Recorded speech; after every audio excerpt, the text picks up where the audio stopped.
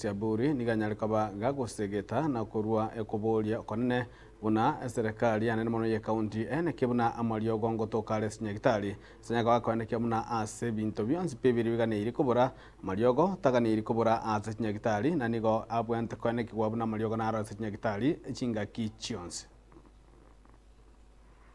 Tetanus, anti-rabies tulikuwa tunalia hakuna dawa, lakini siku hizi nasikia hata anti-rabies hakuna.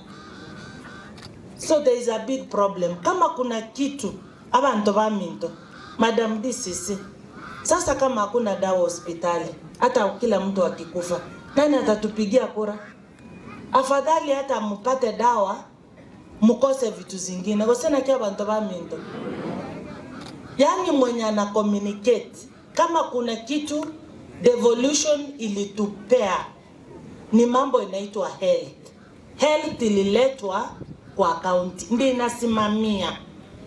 Tafadhali nimesikia kuna watu wetu wa county hapa, wacha dawa ipatikane hospitali. Hiyo ni kazi ya county, sio kazi nyingine. Pea watu dawa, ndio watu watakuwa na nguvu tena wapige laini warudishe hiyo county kwa ofisi.